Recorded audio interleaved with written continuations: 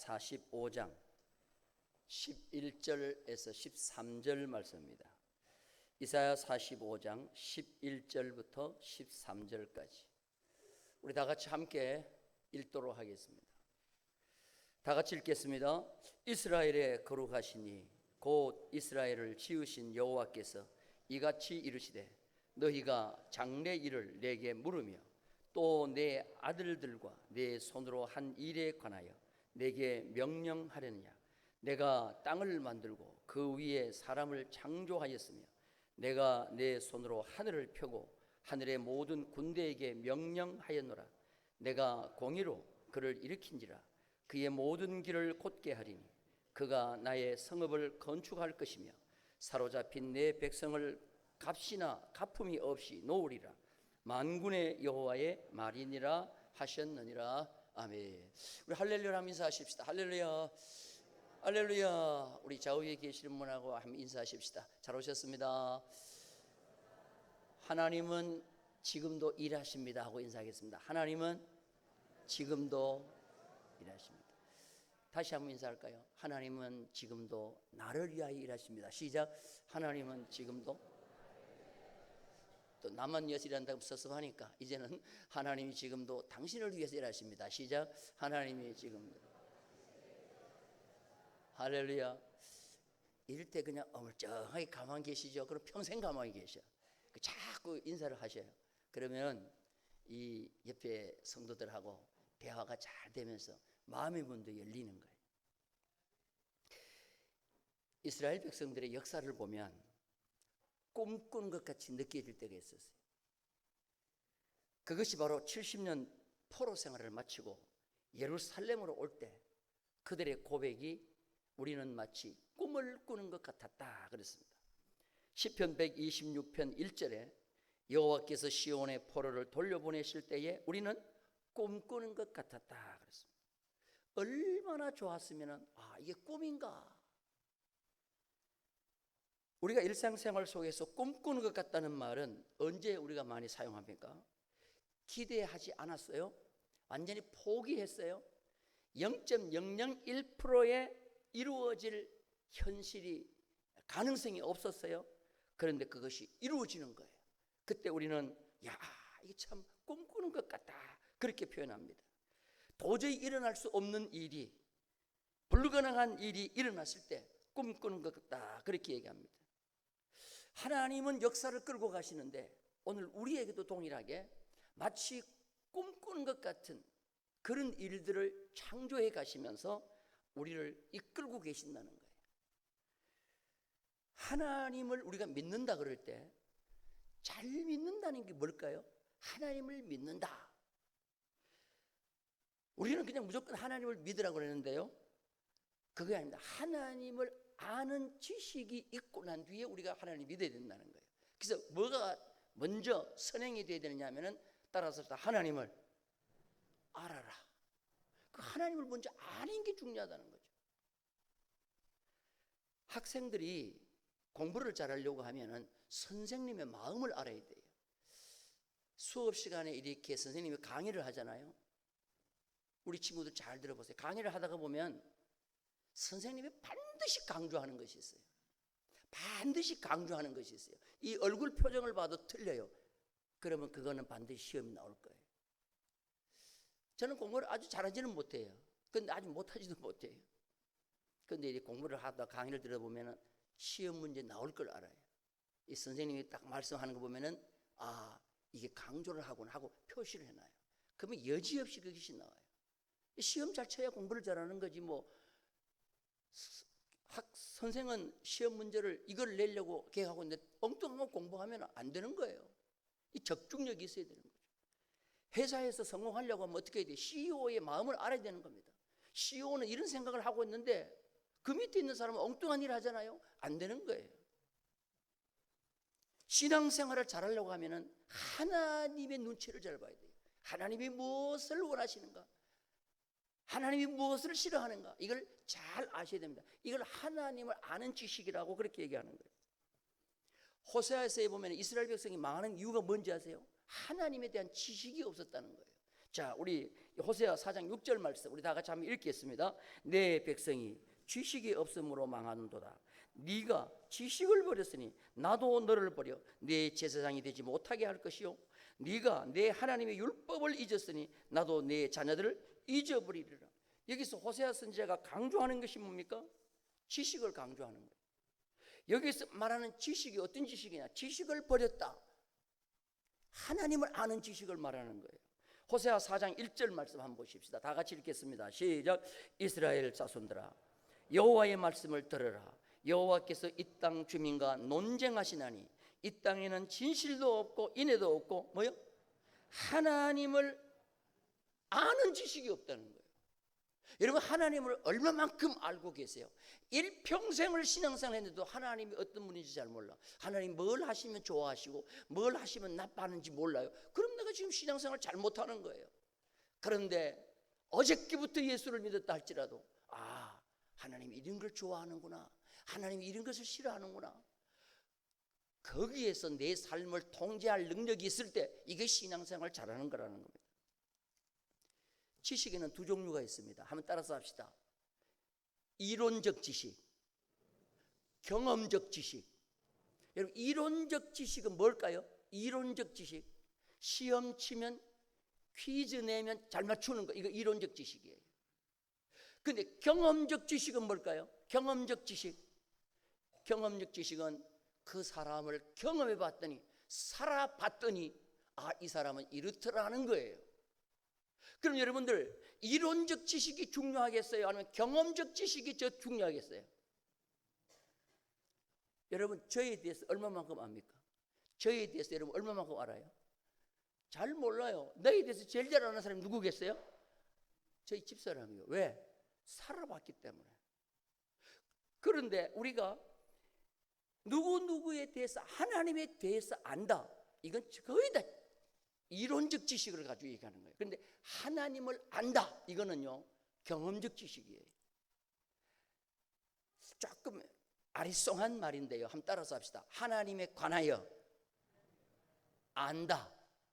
따라서 합시다. 하나님에 대하여 안다.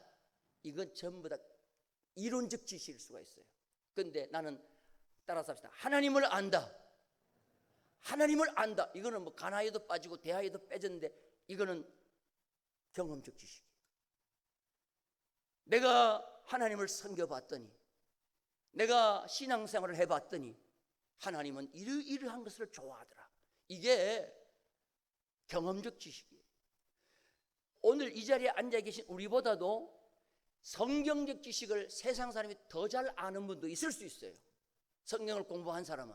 그런데 그 사람은 하나님에 관하여는 잘 알지만 하나님을 잘 몰라요. 여러분 무슨 말인지 이해가 되셔요? 우리는 하나님을 경험한 지식을 잘 알아야 되는 거예요.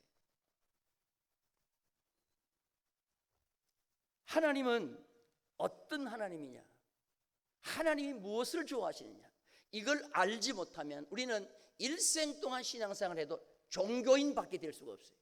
그런데 경험적 지식으로 하나님을 알 때 우리는 신앙인이 될 수가 있는 거예요. 우리가 믿는 하나님은 그럼 어떤 하나님입니까? 오늘 인사할 때 이런 하나님은 일하신다 그랬죠. 하나님은 지금도 일하시는 하나님이라는 거예요. 하나님이 온 우주 만물의 모든 역사를 지금도 끌고 가시기 위해서 계속 일하고 계시는 하나님이라는 거예요. 믿으시면 아멘. 하나님도 내 개인적인 일뿐만 아니라 국가와 모든 세계의 역사를 하나님이 지금 끌고 가시기 위해서 일하시는 하나님이라는 거예요. 자, 이사야 45장 7절 말씀 볼까요? 오늘 우리가 읽은 말씀 이전에 나오는 말씀인데요, 다 같이 한번 읽겠습니다. 시작. 나는 빛도 짓고 어둠도 창조하며 나는 평안도 짓고 환난도 창조하나니 나는 여호와라. 이 모든 일을 행하는 자니라. 이 모든 일을 뭐요? 시행자다. 시행자. 역사의 모든 일의 시행자는 하나님이시고 그 일을 끌고 가시는 분도 하나님이시라는 거예요. 역사를 사람이 끌고 가는 것이 아니고 하나님이 끌고 가신다는 거예요. 여러분의 가정의 모든 역사 여러분이 하는 것이 아니고 하나님이 끌고 가신다는 거예요. 우리 충무교회의 모든 역사 사람이 끌고 가는 것이 아니고 당회가 끌고 가는 것이 아니고 누가요? 하나님이 끌고 가신다는 거예요. 이걸 믿는 것이 하나님을 믿는다는 것이. 역사는 하나님이 일하시는 과정을 열거해 놓은 것이 역사인 것입니다. 그러므로 온 우주에서 일어나는 모든 일은 하나님에 의해서 진행이 되고 하나님에 의해서 마침표가 찍어진다는 거예요. 이것을 우리가 분명히 믿어야 되는 것입니다. 요한복음 5장에 보면은 38년 된 병자가 있어요. 38년 된 병자 같으면요, 한평생 거의 반평생을 이 사람은 일어서 보지 못한 중풍병자로 살았어요. 그런데 이 환자가 베데스다라는 연못가에서 병 낫기를 기다리고 있어요. 베데스다는 우리가 잘 알다시피 은혜의 집이라는 거예요. 오늘로 말하면 교회예요, 교회. 그 교회에 왔는데, 베데스다 왔는데 천사가 와서 물을 한번 움직여요. 그때 제일 먼저 들어가는 한 사람만 병이 낫는 거예요. 근데 그 집이 이름은 무슨 집이에요? 은혜의 집이라는 거예요. 여러분, 그게 어떻게 은혜의 집이요? 은혜의 집은 어떻게 돼야 은혜의 집입니까? 먼저 들어가는 한 사람만 낫는 것이 아니고 들어가는 모든 사람이 낫는 것이 뭐요? 그 은혜의 집이지. 여러분, 무슨 말씀 이해가 되셔요? 근데 그럴듯하게 외적으로 간판은 어떻게 달아놨느냐? 은혜의 집이라는 거예요. 그런데 이 환자는 38년 동안 한 번도 일어나 보지 못한 중풍병자이기 때문에 주님 앞에 그런 얘기를 해요. 나를 저기 넣어주는 사람이 아무도 없다는 거예요. 자기 먼저 뛰어들어가기 바쁘지 나를 넣어줄 사람이 없다. 여러분 생각해 보세요. 은혜의 집이면 내보다도 더 아픈 사람을 먼저 넣어주는 것이 은혜의 집 아닙니까? 그런데 이 베데스다는요, 유대 사회를, 예수님이 오셨을 때 유대 사회를 그대로 보여주는 분이에요. 그때 이 환자에게 주님이 뭐라고 말씀하십니까? 너희 자리를 들고 일어나 걸어가라. 그랬더니 이 환자가 대부분 일어나서 자리를 들고 걸어가는 거예요. 주님이 은혜의 집이라는 거예요. 주님이 은혜를 주시는 분이라는 것을 보여주신 거예요. 그럼 모두가 다 박수를 치고 할렐루야 해야 될 거 아니에요. 그런데 그 옆에 있던 수많은 유대인들이 뭐라고 하느냐? 안식일에 이 환자가 자리를 들고 걸어가서 이사를 했다 해갖고 시비를 거는 거예요. 여러분, 그것이 은혜의 집이요, 은혜의 집 아니요? 그때 예수님께서 뭐라고 말하는지 아세요? 하나님은 지금도 일하신다. 그렇게 예수님을 하나님을 소개한 겁니다. 자, 우리 성경 한번 보겠습니다. 요한복음 5장 17절이에요. 다 같이 읽겠습니다. 시작. 예수께서 그들에게 이르시되 내 아버지께서 이제까지 일하시니 나도 일한다 하시니. 여기서 예수님이 하나님 아버지를 어떤 분으로 소개했어요?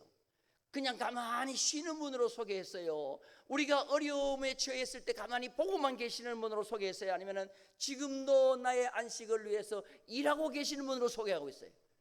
지금도 일하고 계시는 분으로 소개하고 있다는 거예요. 따라서 하나님은 지금도 일하고 계신다. 누구를 위해서요? 나를 위해서. 믿으시면 아멘.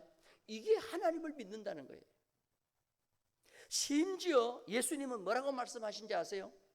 마태복음 10장 29절에 보면 참새 2마리가 한 아사리온에 팔리는 것도 하나님의 허락 속에서 된다고 그랬어요. 하나님의 허락 없이는 저것이 절대로 떨어지지 않는다고 그랬어요. 여러분들, 가장 나약한 미물의 짐승을 예로 든 것이 참새요, 참새. 그러면 하물며 하나님께서 우리를 창조할 때에 어떻게 창조하셨어요? 우리의 코에 생기를 불어넣어 하나님의 형상으로 창조한 받은 우리를 위하여 지금도 일하시지 않겠느냐는 것이에요. 하나님은 지금도 나를 위해서 일하고 계신다. 내가 하나님을 의지하면 그 하나님은 오늘 또 내 가정을 위해서 일하고 계신다. 여러분, 이 믿음을 가지기를 주님의 이름으로 축원합니다. 이거 믿음 없으면 내가 하려고 그래요. 내가 내 집을 일으켜야 되고, 내가 내 교회를 일으켜야 되고, 내가 내 조국을 일으켜야 되고, 그러다 보니까 뭐예요? 서로 사람들끼리 충돌이 일어나는 거예요. 한 나라의 역사든 한 인간의 개인 역사든 흥망성쇠는 다 하나님의 계획 속에 되어질 줄로 믿습니다. 인류의 역사는 하나님의 뜻대로 되어지는 것입니다. 다만 하나님은 사람들을 통하여 일하신다는 거예요. 오늘 이사야서 44장 45장을 우리가 읽었는데요, 44장 제일 마지막 절에 이사야 선지자에게 갑자기 한 왕을 하나님께서 이사야에게 말씀합니다. 자, 그 왕이 누군지 한번 보십시다. 이사야 44장 28절이에요. 다 같이 읽겠습니다. 시작. 고레스에 대하여 이르기를 내 목자라, 그가 나의 모든 기쁨을 성취하리라 하며, 예루살렘에 대하여 이르기를 중건되리라 하며, 성전에 대하여는 내 기초가 놓여지리라 하는 자니라. 이게 지금 고레스라는 이름이 나오는데요, 한번 따라서 고레스. 고레스는요, 역사에 아직까지도 역사학자들이요 아주 이분을 해석을 잘 못해요. 어떻게 이런 왕이 나타났을까? 갑자기 나타났을까? 지금까지 역사가들이 아이러니하게 생각하는 게 고레스라는 인물이요. 그런데 고레스가 그 왕이 태어나기 150년 전에 한 왕이 이 세상에 태어난다. 근데 그 왕 이름이 뭐냐면 고레스라는 거예요. 이걸 누구한테 얘기해 주냐면은 이사야 선지자한테 얘기해 주는 거예요. 오늘 이사야서 아닙니까? 이사야 44장 보니까 갑자기 하나님께서 고레스라는 왕이 태어났는데, 그 왕이 뭘 하느냐? 예루살렘을 중건하리라. 그 다음에 성전에 대하여 기초를 놓으리라. 이런 얘기를 하는 겁니다.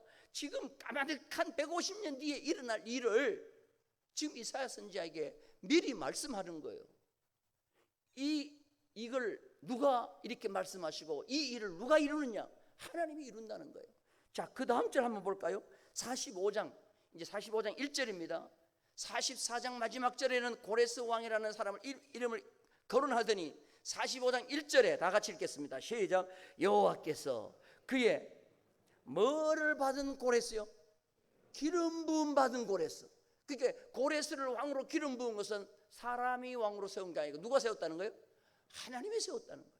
자, 계속 읽겠습니다. 시작. 여호와께서 그의 기름 부음을 받은 고레스에게 이같이 말씀하시되 내가 그의 오른손을 붙들고 그 앞에 열국을 항복하게 하며 내가 왕들의 허리를 풀어 그 앞에 문들을 열고 성문들이 닫히지 못하게 하리라. 자, 이스라엘 백성들이 바벨론에서 70년 포로 생활이 거의 끝날 쯤이에요. 끝날 쯤인데 갑자기 하나님은 한 왕을 일으키는데 그 왕이 누구냐? 이사야 선지자에게 150년 전에 예언을 했던 고레스라는 왕을 하나님이 세우는 거예요.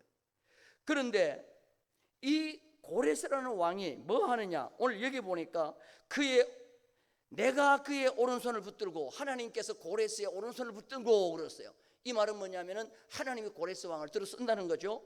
열국을 항복하게 하며 내가 왕들의 허리를 풀어. 이 허리를 푼다는 말은 전쟁을 위해서 허리를 찾던 모든 전쟁의 도구들을 다 풀어놓는다는 거예요. 이제 싸움을 하지 않는다는 거예요. 고레스가 왕들의 허리를 풀어 그 앞에 문들을 열고, 전쟁이 일어나기 때문에 성문이 다 닫히잖아요. 그런데 고레스가 이제 성문을 다 연다는 거예요. 여러분, 전쟁을 그치게 하고 닫혔던 성문을 열어 온 세계가 평화로운 분위기로 조성시킬 수 있는 그 나라를 하나님께서 고레스를 기름 부어 세우겠다는 거죠. 그래서 어떤 성경학자들은 이 고레스를 예수님의 예표로도 보는 거예요. 그런데 이런 왕이 150년 전에 예언한 대로 시간이 지났더니 그대로 이루어지더라는 거죠. 그러면 여러분 생각해 보세요. 하나님께서 지금도 온 세계 역사를 하나님이 끌고 가시지 않겠냐 이거죠. 한 나라의 역사를 하나님이 끌고 간다고 하면은 한 개인의 역사도 마찬가지로 다 하나님이 끌고 가신다는 거예요. 이것을 믿는 것이 하나님을 믿는 것이라는 거예요. 오늘 이 하나님을 믿는 우리 모두가 되기를 주님의 이름으로 축원합니다. 자, 얘기를 잘 보세요. 바벨론이 70년 포로살이 끝날 즈음에 옆에 메대라는 나라가 있어요. 메대. 한번 따서 메대가 파사 페르시아보다도 더 컸어요. 그래서 메대의 왕이 장군을 누구한테 보내느냐 하면은 고레스 페르시아 왕에게 보내는 거예요. 보내가지고 저 바벨론이 계속 저렇게 큰 힘을 가지고 강대국 노릇을 하니까 우리가 합해서 저 바벨론을 쳐부수자 그랬더니 메대의 장군이 다시 말해서 연합하기 위해서 왕을 만나러 가다가 이 장군이 갑자기 생각이 바뀌어요. 어떻게 바뀌느냐? 가서 고레스 앞에서 그냥 항복을 해버리는 거예요.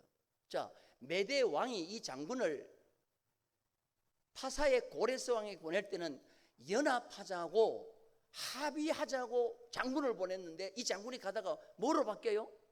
항복을 해버리는 거예요. 뒤에 왕이 묻는 거예요. 너 연합하자고 합의하자고 보냈는데 너 어떻게 항복했냐? 모르겠다는 거예요. 내가 왜 항복했는지 모르겠다는 거예요. 이게 누가 한 거예요? 여러분 잘 들으셔야 돼요. 하나님이 그렇게 했다는 거죠. 그러니까 메대가 더 컸어요, 파사보다도. 그런데 이 파사 고레스가 메대를 흡수시켜요. 그래서 성경에 보면은 메대 파사라고 잠깐 나오다가 메대가 사라지고 파사가 되는 거죠. 그러면서 이 고레스 왕이 큰 나라가 되더니 결국은 뭐예요? 바벨론을 딱 무너뜨리고 파사 나라를 세우는 거예요. 그때 다니엘이 그때 당시에 아직까지 거의 100세쯤 되는 90세가 넘고 90대 중반 되는 수염을 날리는 다니엘이 그 바벨론 제국이 마지막 망하고 파사 고레스가 왕으로 딱 등극되는 것을 보고 난 뒤에 고레스를 만나는 거죠. 다니엘이 만나고 난 뒤에 지금부터 150년 전에 이사야 선지자가 당신이 왕으로 된다고 하나님이 말씀하셨다. 근데 당신에게는 사명이 있다. 하나님이 주신 사명이 뭐냐? 예루살렘 성전을, 예루살렘 성벽을 중건하라는 사명을 줬다. 그리고 성전의 기초를 놓으라는 사명을 줬다. 이 다니엘이 얘기를 한 거예요. 이게 이스라엘의 유대의 그 역사의 책에 보면 나오는 거예요. 그러니까 이 고레스는 나는 갑자기 이렇게 내가 세계의 역사를 끌고 갈 수 있는 강대국이 된 것이 하나님이 이렇게 나를 세웠구나 하고는 철저하게 유대민족을 위해서 뭡니까? 선한 정치를 쓰는 거죠. 자, 여러분들 이런 역사를 누가 끌고 가세요? 사람이 하겠어요? 아니면 하나님이 하겠어요? 하나님이 하신다는 거예요. 따라서 역사는 하나님이 끌고 가신다. 나라뿐만 아니라 한 가정의 역사도 하나님이 끌고 가신다는 거예요.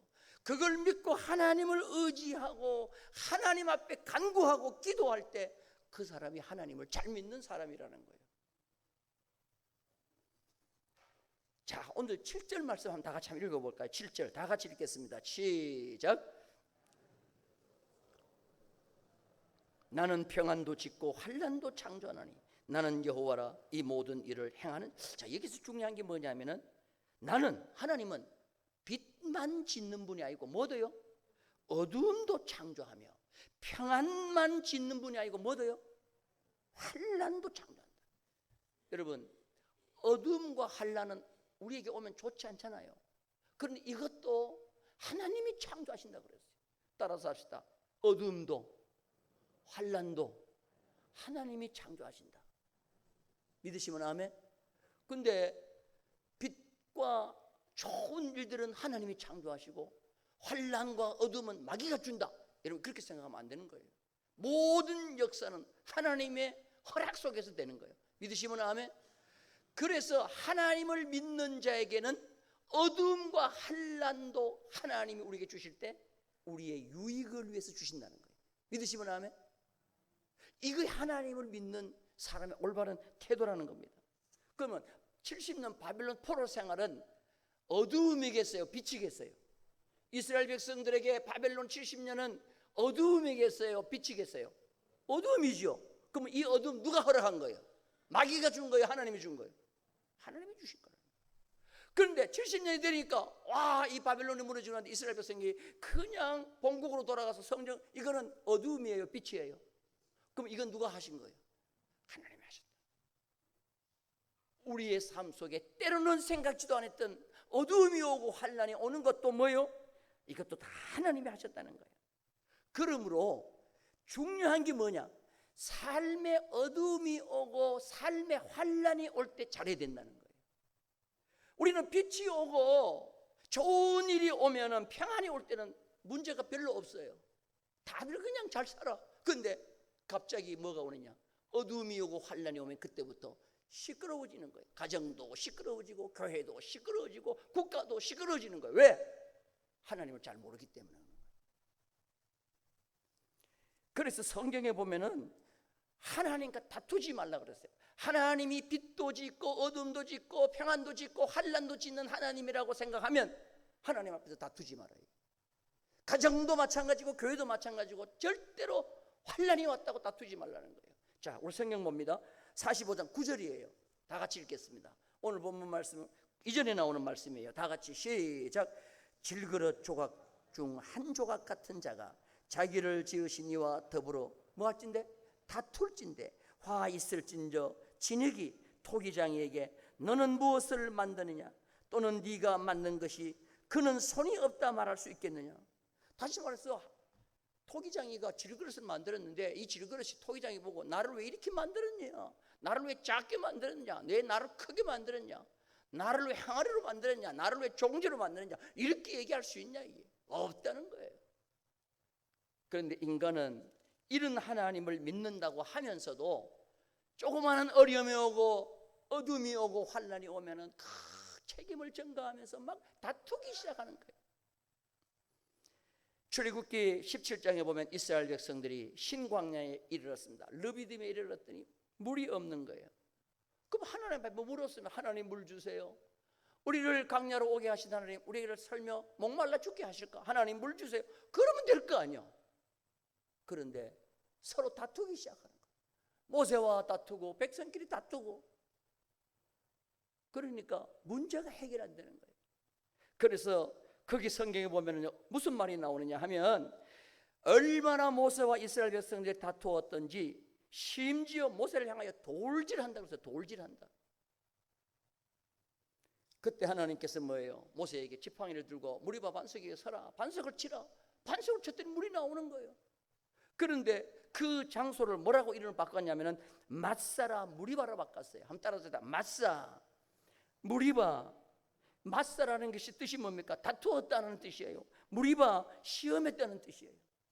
마사 무리바. 지역 이름까지 바꿨어요. 왜 이 출애굽기 17장에 이걸 기록했을까요? 광야 교회에서 일어났던 이 일은 지금도 계속 일어날 가능성이 있다는 거예요. 교회도 마찬가지고 여러분의 가정도 마찬가지로. 그런데 여러분 꼭 기억하십시오. 이후로 가정에 어떤 어둠도 오고 환란이 오더라도 이것도 하나님께서 우리에게 주신 것인데 하나님의 이유가 있겠지 믿고 하나님 앞에 이유를 물으면서 여러분 믿음 생활을 가지고 하나님을 의지하시기 바랍니다. 그러면 하나님께서 오히려 그걸 통하여 더 큰 은혜의 역사를 우리에게 일으켜 주실 줄로 믿습니다. 남아프리카 공화국의 대통령이에요. 최초로 흑인 대통령이에요. 누구죠? 넬슨?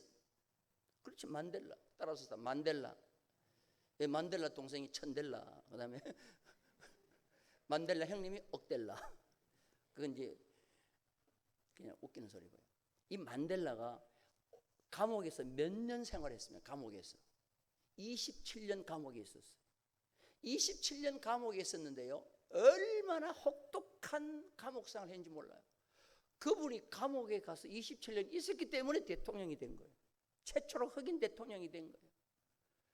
그분이 주장했던 게 뭔지 아세요? 차별철폐예요. 차별철폐. 27년 동안요 감옥에 있으면서 수없이 맞았어요. 죽을 고비를 수없이 넘겼어요. 40~50도가 되는 사막에서 매를 맞으면서 노동도 했어요. 다 잘 견뎠어요. 근데 그분이 27년 만에 감옥에서 나왔어요. 나왔는데 27년 동안 옥바라지 해준 자기 부인과 살았어요. 여러분 27년간 옥바라지 했으면 그 아내와 이 둘이서 이제 27년 만에 나와서 살았으니까 행복하게 살아야 되겠어요? 아니면 싸우면 살아야 되겠어요? 네? 그런데요 27년을 감옥에서 견뎠던 이 만델라가 그 부인과 6년을 못 견뎠어요. 27년 동안 옥바라지 해준 그 부인과 6년 만에 이혼했어요. 여러분 그래서 모든 사람들이 그런 얘기를 하는 거예요. 이 만델라가 그 어려움은 잘 이겼는데 왜 추록하고 난 뒤에, 석방되고 난 뒤에 그렇게 자기를 위해서 헌신했던 그 여자와 왜 이혼을 했냐? 여러분, 사람이 때로는요, 어두움은 잘 견뎌요. 우리 신앙인들이 믿음 좀 어두움은 잘 견디는데 오히려 평안이 오고 빛이 오면 넘어지는 자가 또 있단 말이에요. 그래서 여러분들, 평안도, 흑암도, 빛도, 어둠도 이 모든 것 가운데 승리할 수 있는 비결을 배우는 게 참된 신앙인의 모습이라는 거예요. 이해되시면 아멘. 여러분들 가정도 시끄럽고 자꾸만 잡음이 일어나는 거는요, 절대로 이거 사람의 힘으로 해결되게 하시는, 인류 역사를 끌고 가시는, 빛을 만드시고 평안을 만드시고 어둠을 만드시고 환난을 창조하신 그 하나님이 역사를 끌고 간다고. 그 하나님 앞에 엎드려야 된단 말이에요. 그러면 하나님께서 모든 것을 통하여 우리에게 유익을 주시고 좋은 일을 일어나게 해 주실 줄로 믿습니다. 그래서 오늘 말씀에 보면은 하나님께 물으라는 말을 강조하고 있어요. 하나님께 물으라. 따라서 합시다. 하나님께 물으라. 자, 11절 말씀 다 같이 한번 읽겠습니다. 11절 시작. 이스라엘의 거룩하신 이 곧 이스라엘을 지으신 여호와께서 이같이 이르시되 너희가 장래의 일을 내게 뭐하며? 따라서 합시다. 내가 장래의 일 하면 여러분 물으며 대답하십시오. 장래의 일을 누구한테 물어요? 하나님 앞에 물으라는 거죠. 그 다음에 그 뒤에 있는 말씀 또 읽어보십시다. 시작. 내 아들들과 내 손으로 한 일에 관하여 내게 명령하라. 이 명령한다는 말이 있는데요, 이 옛날 성경에는 부탁한다는 말이 있어요. 부탁한다. 이 영어 성경에는 command라는 말도 나오고 order라는 말도 나오기 때문에 그거를 그대로 번역해서 명령한다가 나오는데요, 나는 오히려 옛날 성경은 부탁한다가 더 많아요. 하나님께 부탁한다. 우리의 자녀들과 우리의 다음 세대를 누구한테 부탁하느냐? 하나님께 부탁하라는 거예요. 오늘 3대 통합 예배인데 오늘 핵심이 바로 여기 있어요. 핵심이 여기 있어요. 아무리 치맛바람 날리고 아무리 그냥 뭐 외국에 유학을 보내고 뭐 하더라도 하나님에게 우리의 자녀들을 부탁하라 이거죠. 장래 일을 하나님께 부탁하라는 거예요. 믿으시면 아멘. 이게 하나님을 바로 알고 하나님을 바로 섬긴다는 거예요. 그런데 이 마지막 때가 되면요, 하나님 앞에 안 물으려고 그래요. 왜? 자기가 하나님보다 더 똑똑해요. 자, 우리 성경 한번 볼까요? 요한복음 16장 23절입니다. 다 같이 읽겠습니다. 시작. 그날에는 너희가 아무것도 내게 묻지 아니하리라. 내가 진실로 진실로 너희에게 이르노니 너희가 무엇이든지 아버지께 구하는 것을 내 이름으로 모여 주시리. 마지막 때가 되면 사람이 하나님께 잘 묻지 않아요. 마지막 때가 되면 아무것도 내게 묻지 않는다고 그랬어요. 자포자기하는 말입니다. 그러나 하나님 앞에 기도하면 하나님께서 무엇이든지 내 이름으로 너에게 주시리라. 할렐루야. 그래서요, 아무리 자녀를 위해서 투자를 많이 하더라도 하나님을 의지하고 난 다음에 하시라 이 말이요. 이게 바로 오늘 핵심적인 말씀이에요. 인류 역사를 끌고 가시는 하나님이 내 가정에 역사, 미래의 장래의 일들 하나님이 끌고 가지 않겠냐는 거죠. 그런데 하나님을 등한히 하고 하나님을 등 뒤로 떨쳐버리고 내가 내 미래를 준비해요? 결코 안 되는 거예요. 지금은 잘 되는 것 같지만 안 되는 거예요. 그래서 첫째로 다음 세대의 진로 하나님에게 부탁하라는 겁니다. 우리의 미래의 자녀들, 다음 세대들 하나님 앞에 부탁하라는 거예요. 그리고 우리가 우리 손으로 하는 모든 일에 대해서 하나님 앞에 부탁하라는 거예요. 따라서 합시다. 하나님 앞에 부탁하라. 그러면요, 어떤 일이 벌어진지 아세요? 나는 이것이 어두움인 줄 알았어요. 나는 이것이 환난인 줄 알았어요. 근데 알고 보니까 환난이 아니에요. 이게 오히려 빛을 향해 가는 준비 운동과 똑같은 거예요. 금년 노벨상 문학상 수상자도 중국에서 나올 가능성이 많다고 하는데요, 노벨 문학상을 받은 대지라는 노벨 문학상의 그 작품을 쓴 펄벅 여사가 있어요. 펄벅. 잘 아시죠? 펄벅. 그분은 미국에서 출생했는데 그 아버지가 미국 북장로교회 선교사예요. 그래서 일찍이 어디로 가느냐면은 어릴 때 중국에서 이 펄벅 여사가 자라요. 자, 그런데 이 펄벙 여사가 선교사 자녀로서 중국에서 굉장히 고생을 많이 합니다. 고생을 많이 하다가 중국에서 결혼을 하는데 미국 사람 벅씨를 만나가지고 자기가 이제 펄벅이 되는 거예요. 성이 벅씨가 되는 거예요. 그런데 결혼을 했어요. 결혼을 했는데 딸 둘을 낳는데 첫 번째 딸이 지적장애인이야. 지적장애. 여러분 생각해 보세요. 하나님을 위해서 일평생 선교한 아버지, 그 딸로 중국에 와가지고 수많은 어려움을 겪었어요. 그러면 하나님께서 그 자녀에게 정말 좋은 건강한 자녀를 줘야 될 거 아니에요. 그런데 웬걸 지적장애로 큰 딸이 태어나는 거죠. 그런데 놀라운 것은요, 이 참 펄벙 여사 믿음이 좋아요. 하나님이 나에게 이런 자녀를 준 것은 뜻이 있겠지 하고는 그 딸 때문에 글을 쓰기 시작하는 거예요. 글을 쓰다가 그가 대지라는 소설을, 장편 소설을 쓰는 거예요. 박경리의 토지보다도 더 위대한 거죠. 에? 그 대지 스토리는 거의 비슷해요. 중국의 한 가문에 대한 이야기인데요.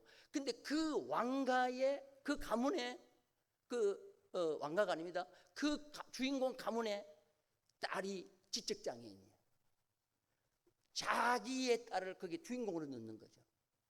그래서 소설을 써나가는데 이게 노벨 문학상이 되는 거죠. 그래서 물었어요. 펄벙 여사 보고, 당신이 어떻게 이렇게 위대한 작품을 쓰고 노벨 문학상을 받게 됐느냐. 예, 내 딸이 지적장애로 태어났기 때문에 내가 이런 사람이 됐다. 그렇게 얘기하는 거죠.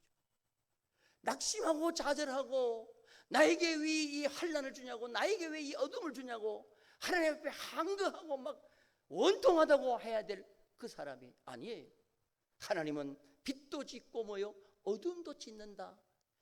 모든 역사의 섭리를 하나님이 끌고 가신다는 것을 인정한 그 펄벅 여사의 그 믿음의 고백대로 하나님은 그 가정의 어려움을 통하여 더 큰 위대한 역사를 이루신 거예요. 할렐루야. 이게 신앙생활 잘한다는 거죠. 이게 신앙생활 잘한다는 거죠. 항상 좋은 일만 있을 때 누가 신앙생활 잘 못하겠어요? 오히려 넘어지는 거예요.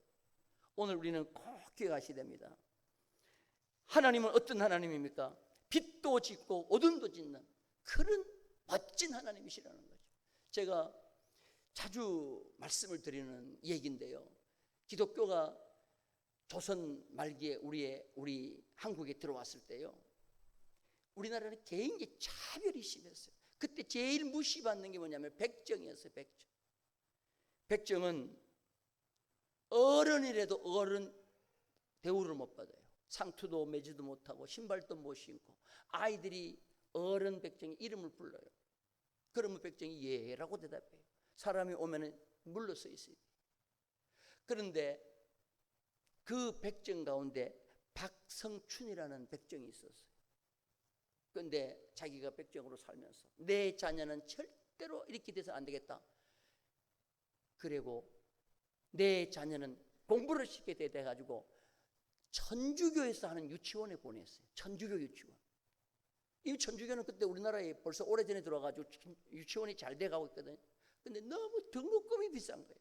이 백정으로서 도저히 할 수가 없어. 그래서 돈 안 들이고 예수를 믿는 데가 없나 했더니 곤당골 승동교회, 최초의 한국교회 승동교회 곤당골교회에서 무어 선교사님이 유치원을 하는 거예요. 거기 보냈어요. 그 교회가 난리법석이 났습니다. 어떻게 우리 교회에 백정이 나오고 어떻게 백정의 자녀가 유치원에 나가느냐. 우리는 그들과 같이 예배를 드릴 수 없다. 지난번에 한 말씀 드렸죠. 그래서 한타가 갈려나가가지고 예배를 드렸는데 그때 박성춘 씨가요, 신앙생활을 잘했어요. 백정인데. 그래서 그 곤당골 교회의 초대 장로가 되는 거죠. 여러분, 우리나라에 이런 역사가 있었단 말이에요. 한국교회에 이런 역사가 있었어요. 제초의 장로가 박성춘 백정이라니까. 그리고 난 뒤에 그 아들을요, 그 유치원에서 공부를 잘 시켰는데 머리가 좋아가지고 공부를 열심히 잘합니다. 그래서 그 아들이 이름이 봉출인데요, 봉출을 바꿨어요. 이름을 뭐로 바꾸느냐. 야, 서양 선교사가 들어가가지고 우리 아들이 이렇게 공부를 잘해서 이제 공부하실 때 서양이로 바꿨어요. 서양, 박서양이로 바꿨어요. 우리나라 최초의 외과 의사가 누구냐 하면은 박서양이에요. 써요. 이 연속 옛날에 그 연속극에도 나왔어요. 여러분 생각해 보세요. 우리 기독교 하나님을 믿는 우리는요, 하나님이 어떤 분이냐? 하나님은 지금도 일하고 계시는 분인 줄로 믿습니다. 누구를 위하여 일하시느냐? 그를 의지하는 자, 그에게 묻는 자, 그에게 도움을 간구하는 자에게 오늘 또 하나님은 그를 위해서 일하시는 하나님이십니다. 그리고 때로는 어둠이 있고 환난을 짓는 것 같지만 그걸 통하여 더 큰 역사를 우리에게 이루어 가시는 분이 하나님이신 줄로 믿습니다. 그래서 오늘 추석 명절을 맞이해서 3대 통합 예배를 드리고, 특별히 우리의 다음 세대가 우리보다도 믿음 생활을 잘하는 세대가 되어야 되는데, 그러기 위해서는 어떻게 해야 되느냐? 하나님 앞에 나와서 열심히 물으면서 하나님을 아는 지식이 우리의 다음 세대에게 잘 전달되고 유전되도록 우리가 기도해야 될 줄로 믿습니다. 이 은혜가 우리 모두에게 있기를 주님의 이름으로 축원합니다.